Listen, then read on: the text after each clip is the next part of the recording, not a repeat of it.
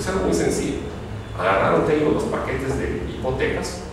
Imaginen ustedes, están jugando naipes y tienen cartas altas y cartas bajas. Entonces lo que hacen ustedes, las mezclan muy bien y luego hacen paquetitos.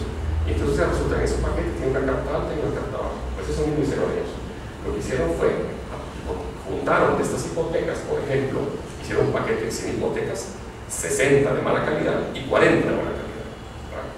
Y esas hipotecas, bueno, entonces ¿qué pasaba? Bueno, que el bajo riesgo de las 40 de buena calidad compensaba el alto riesgo de las otras. Y el paquete tenía un riesgo mayor que la subprime, pero menor que las otras.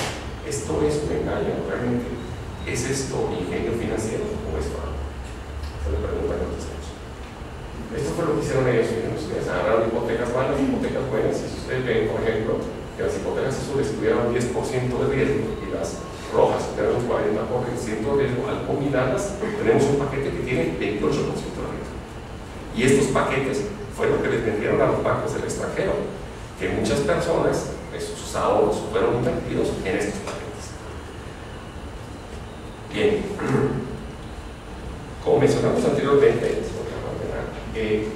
la liquidez del sistema financiero se complicó.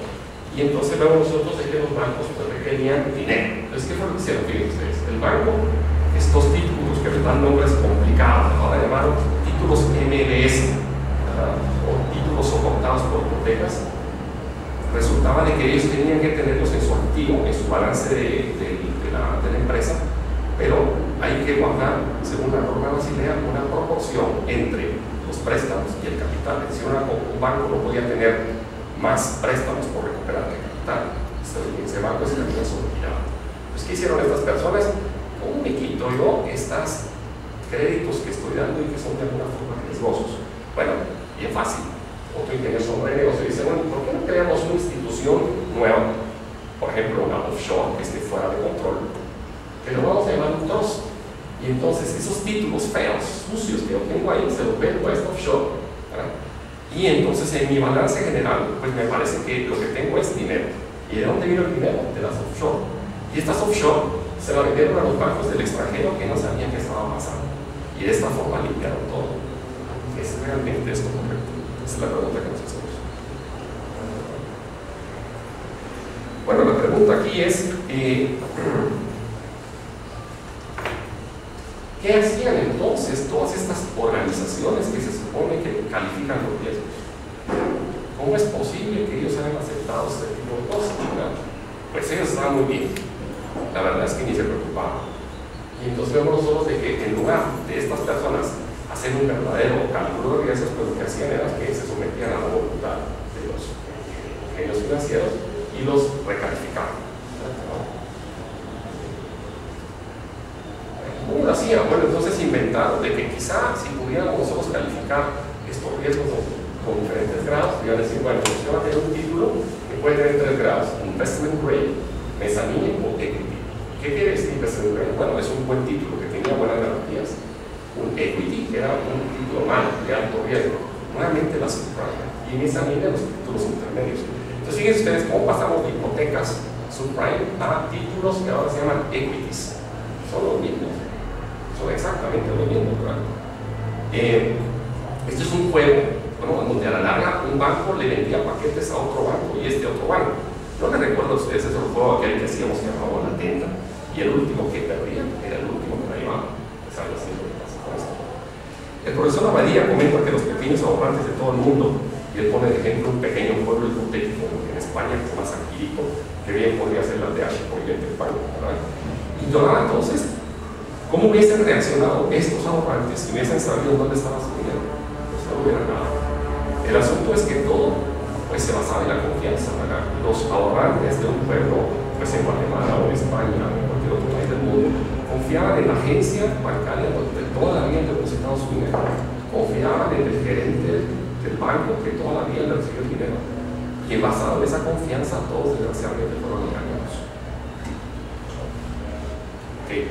Y entonces, ¿qué fue lo que pasó? Bueno, estos equities que quedaron para los banqueros, ¿y cómo vendemos eso? ¿No? Porque si la gente se da cuenta de los riesgos, no lo va a comprar. Entonces, acudieron a las agencias de calificación y dijeron, recalifiquen esto, hagan re-rating, ¿verdad? Y entonces estos magos financieros lo hicieron, ¿verdad?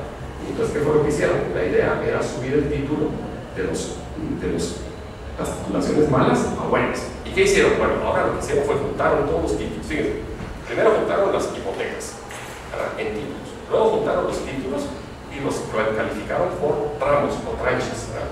Y entonces les dijeron, bueno, estos tramos hay unos buenos y unos malos, ¿verdad? Y entonces, ¿qué es lo que hicieron ellos? Bueno, dijeron, bueno, a los buenos démosle una nueva calificación de títulos buenos y a los malos una calificación mala, ¿no? Los bancos, ¿verdad?, de esta manera, ¿verdad?, esta maraña de nombres, instrumentos y calificaciones, díganme ustedes, ¿quién puede entender lo que está sucediendo? Este es un galimatías, ¿no? Entonces, el problema de vender los títulos de mayor riesgo que les denominaron equity se solventó cuando los creativos financieros lograron que las agencias lo recalificaran. ¿Cómo lo hicieron? Pues nuevamente, bajando los títulos, combinándolos y separándolos en grupos, ¿verdad?, y con esto rodearon los títulos de mayor o menor riesgo. Así ellos sabían que si compraban títulos de mayor riesgo, la posibilidad de pago era buena, pero el menor riesgo era francamente malo. Pero al estar combinados, apostaban a que los pagos recibidos de los títulos buenos serían mayores a las pérdidas por falta de pago de los títulos malos y finalmente ganarían dinero. Este galimatías, como les decía yo, es difícil de comprender, les permitió vender estos títulos y pasarlos a otras instituciones financieras que finalmente tenían que ganar. Bien, a estos títulos, pues llamados CDOs.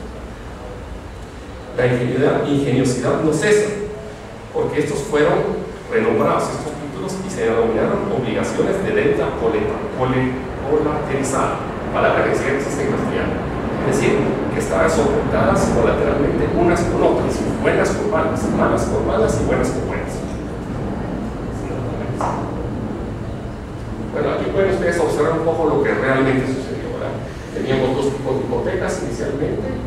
Para poderlas vender mejor, las juntamos en títulos, en MBS, luego esos títulos MBS los volvimos a juntar, entramos en CDOs, y luego esos CDOs los volvimos a recalificar y llamamos CDS. Pero estamos hablando de los mismos títulos. ¿Qué fue lo que cambió aquí? Bien, ¿hasta cuándo podía aguantar estos sistemas? Estamos viendo que estábamos dando vueltas y vueltas y vueltas a lo mismo, ¿no?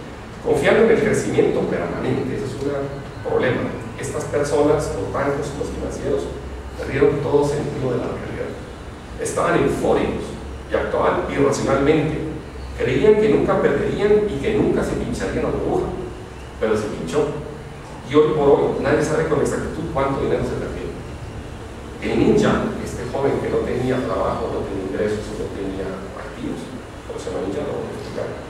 Él al no pagar va a perder su casa, pero otras personas que prestaron dinero, que podían pagar, pero que estaban dentro del tramo del ninja, también perdieron sus casas, porque como los títulos se vendían juntos, cuando el título colapsaba los buenos títulos. La burbuja se pinchó finalmente al subir el tipo de interés de referencia. Los ninjas, estos señores, comenzaron a dejar de pagar sus deudas porque eran mayores que sus ingresos. Le subieron la tasa de interés. Efectivamente, por ejemplo, la aseguradora, la IG, así como los institutos hipotecarios, Fannie Mae y Freddie Mac de Estados Unidos, se declaran insolventes. ¿Qué se hizo todo ese dinero? Se esfumó en millones de títulos malos, millones de títulos de créditos ninja. Los títulos impagos se denominaron basura, pero algunos bancos no saben qué proporción de los préstamos que otorgaron eran buenos y qué proporción eran malos. O sea, que usted le preguntara a un banquero, mire, ¿y cuál es la solidez de su banco? Les enseñaba un papel que era el balance, y ese balance nos decía exactamente si lo que tenía era bueno o era malo. Como consecuencia de todo esto, los bancos comienzan a desconfiar unos de otros. ¿Por qué comienzan a desconfiar? Bueno, porque ellos mismos no saben si ese banco, el compañero de ellos, les podía pagar si les prestaban dinero. Los bancos cierran los créditos, no dan hipotecas, no renegocian con los niños. Este ve cómo su hipoteca mensual aumenta por encima de sus ingresos. Comienza a tener dificultades para pagar su casa, paga un mes, luego sube la tasa, paga el segundo mes, sube nuevamente la tasa y el tercer mes no puede pagar. Los bancos, al no poder recuperar los créditos, ninja, deben liquidar cualquier otro activo que tengan, ¿no? Acciones de otras empresas, edificios y bonos del tesoro. Esto incide en que aumenta la falta de acciones y la bolsa baja. Cada vez los bancos obtienen menos. Al aumentar las hipotecas, las personas tienen menos dinero. tanto los niños como nosotros. Ello hace que disminuya su consumo.